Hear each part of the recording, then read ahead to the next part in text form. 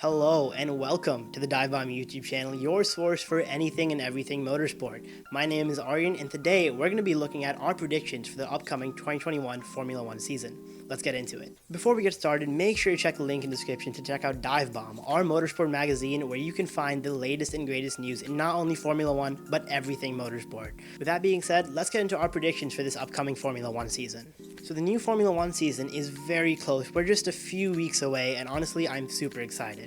Last year we had some delays because of COVID-19, so we couldn't get the season on time.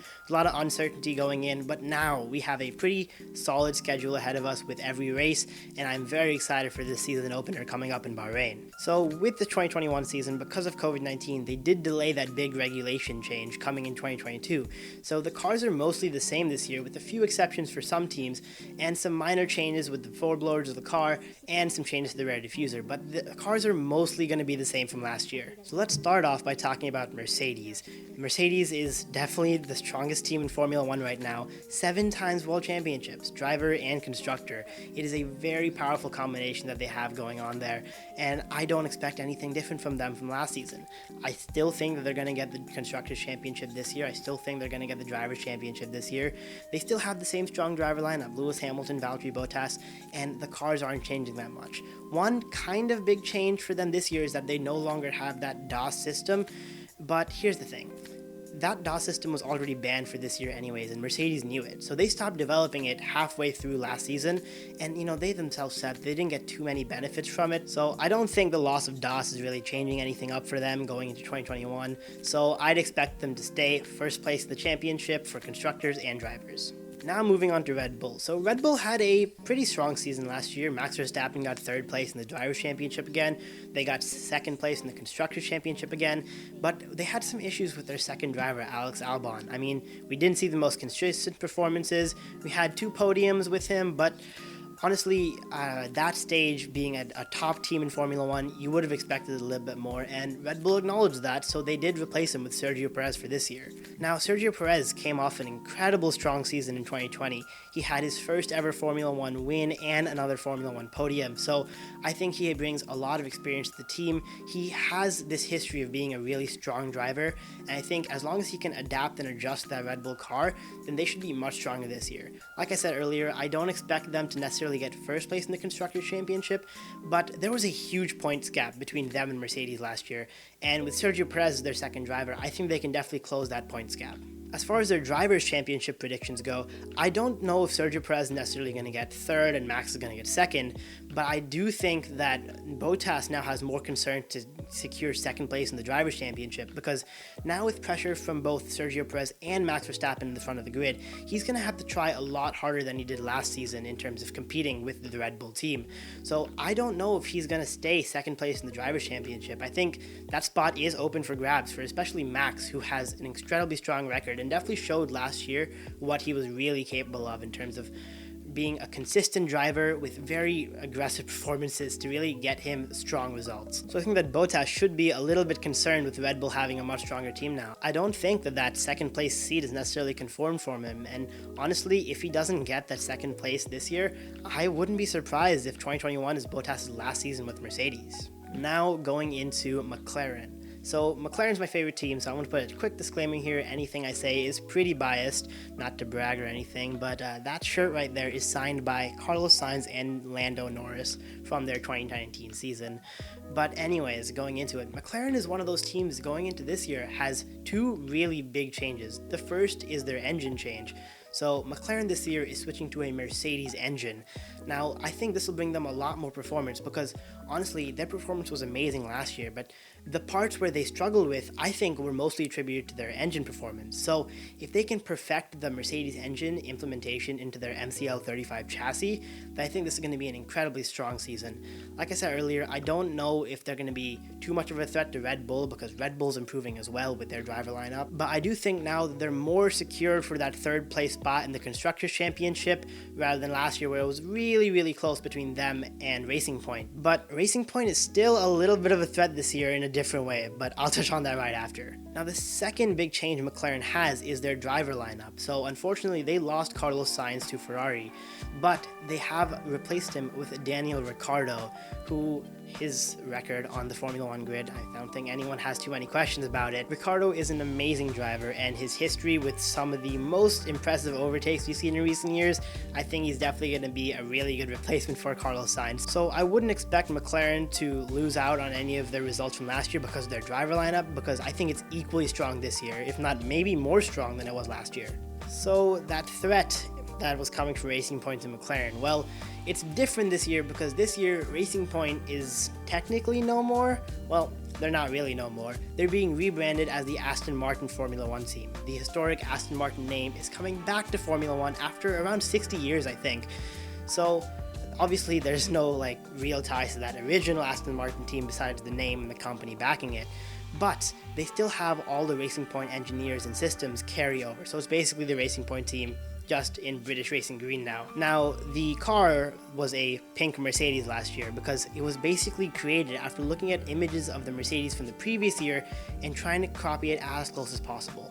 Now, they did have some issues by copying the brakes, which they definitely couldn't have done without looking at just pictures of the Mercedes car, but most of those things are still also carried over to this year. So I know it was a pink Mercedes last year, but this year we are looking at a green Mercedes of some sort. So theoretically, their car is going to be incredible and it'll perform really well. Now we just have to look at their driver lineup, which honestly is also a really strong pairing on the grid. So staying on from last year, we have Lance Stroll, the son of Lawrence Stroll, who happens to be the owner of the team. Now, early in his career, Lance Stroll got a lot of stuff about being just in the sport because his dad owned a team, and I still do think that I don't know if he would have gotten that opportunity to be in Formula One if it wasn't for his dad. But last year, he kind of proved that he was a lot more than just being the son of a Formula One team owner.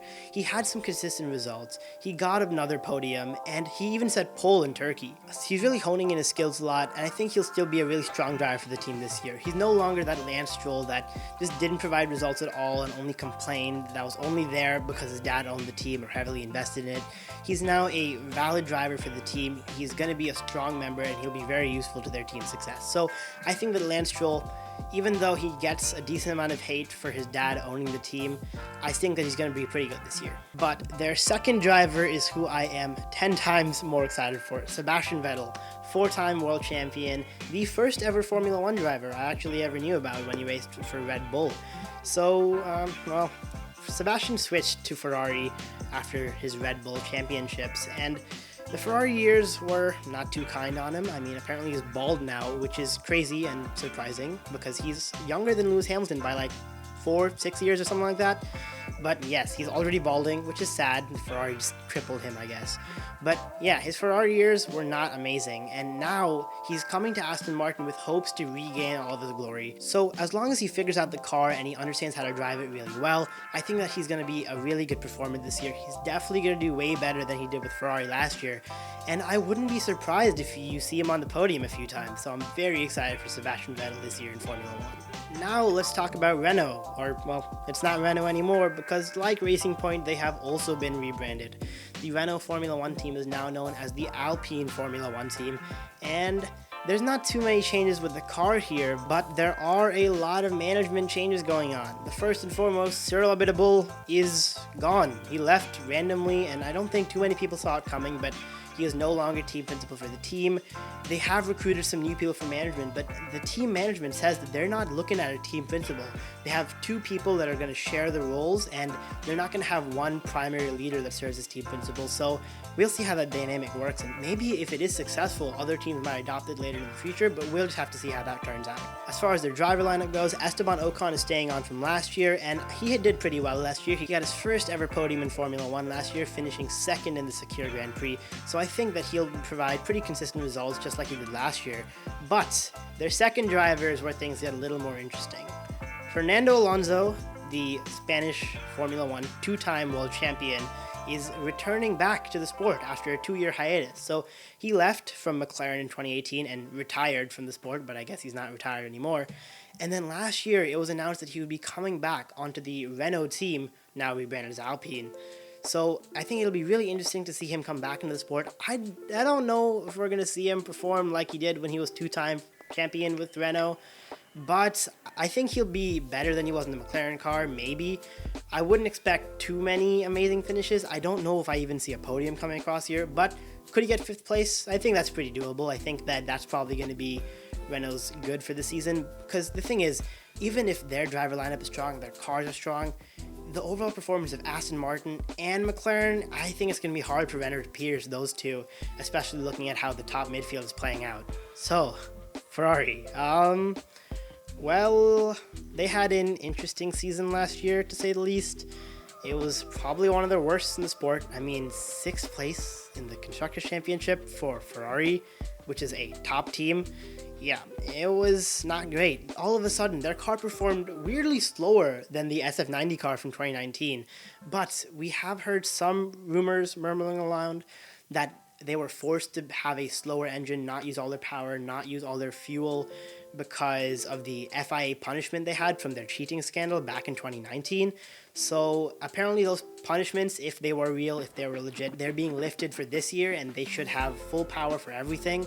So as far as their car goes, I mean, hopefully it's decent, but if it performs anything like last year's car, I wouldn't expect too many great results from them. One kind of exciting thing for me, at least, as far as the Ferrari lineup goes, they still have Charles Leclerc, who is an amazing up-and-comer in Formula 1. Well, I guess he's not an up-and-comer anymore. This is going to be his 4th season in Formula 1, and he's pretty experienced at this point. He's very skillful, and I definitely see a lot of future results for him. But their second driver is going to be Carlos Sainz. Like I said, he moved over from McLaren last year to go to Ferrari, and everyone kind of made fun of him because McLaren did super well last year, and Ferrari did the opposite of that.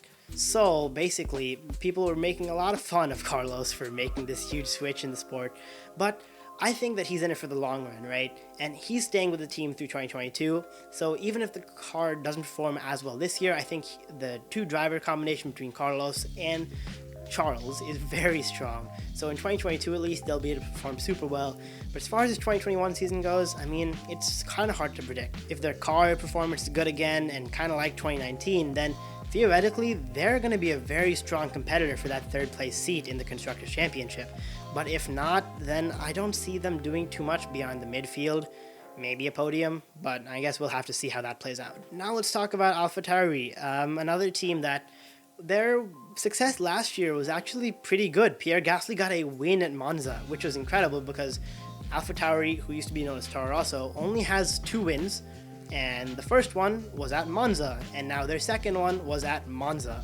So I think they have a really cool thing going on. The team themselves said that they don't know if they're going to be aiming for a win, but I think they are aiming for top of the midfield, which they definitely have a lot of potential for. Gasly has really become kind of this all-star story in Formula 1, where he had an amazing junior career. He did great with Toro Rosso. When it came to Red Bull, he just did terrible weirdly, and everyone was kind of surprised. But then he came back at Toro Rosso, did great with AlphaTauri. So he's a really strong driver. And now they have Yuki Tsunoda, who got 3rd place in the F2 championship last year. So another strong young talent for the team. I think AlphaTauri will perform roughly the same, but I think they have a lot of chance to do much better than they did last season. So now, looking at the top of the midfield, I think that AlphaTauri has a place there. But the midfield kind of feels like it's getting restructured at the moment, because teams like McLaren, Aston Martin, Renault, they're kind of becoming a lot closer to that top, and they're kind of bridging the gap a little bit. So maybe we'll have this separate class where we'll have the top of the class with Mercedes and Red Bull, a not necessarily midfield, but it's kind of hard to describe, a higher center position kind of, with Aston Martin, McLaren, Ferrari, and now we have a midfield where AlphaTauri is definitely the topper right now, and the question is whether or not they can pierce themselves into that category with McLaren and Aston Martin. It'll definitely be an interesting thing to see, but I really think that they can do it this year. Now, let's talk about Alfa Romeo. There's not much to talk about. Same exact driver lineup, Kimi Räikkönen, Antonio Giovinazzi. Same exact car, same exact management. There's not too much to hit on. I mean, they'll probably get 8th in the championship again, and that'll be about it. I don't expect too much crazy stuff to go down. I don't expect any severely bad stuff to happen.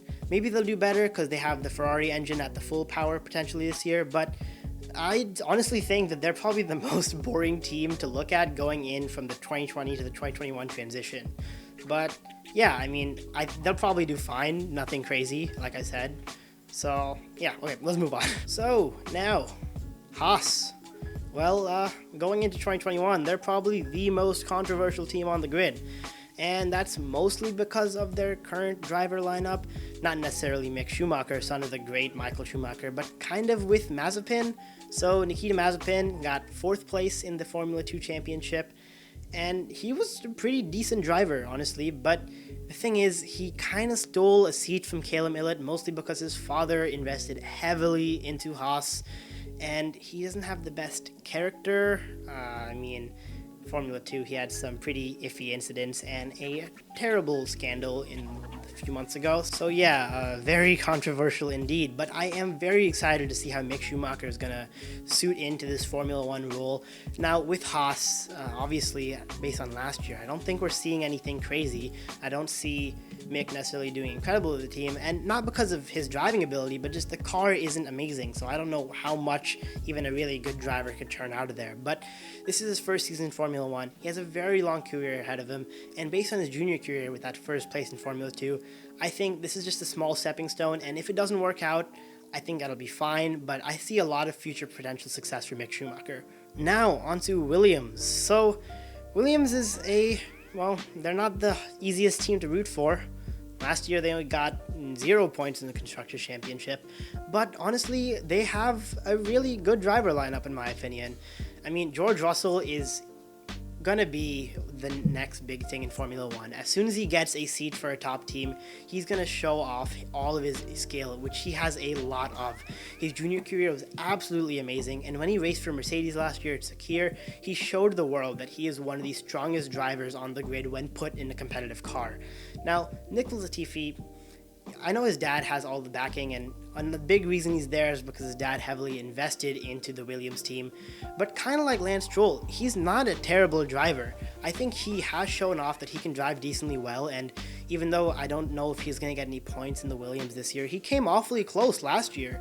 So I feel like Latifi's a pretty consistent driver, and I don't know how many points Williams is going to get this year.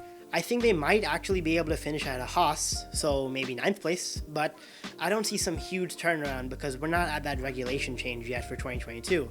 Now, they did announce in 2022 they're going to switch over and use a lot more Mercedes parts or become an Alpine reserve team, which would be crazy. It's two very opposite things that might be happening. So in 2022, I think we can talk about a lot more transformative things for Williams. But as of now, I don't see too much crazy coming from them for the 2021 season. So those were all of our predictions for the 2021 Formula 1 season. Let us know what you think. Leave a comment below, like, subscribe, check out Dive Bomb. If you want to see more from me, you can check my YouTube channel in the description below. And we'll see you next time on Dive Bomb. We have a lot of new content coming up soon, so stay tuned. Dancing on the moon.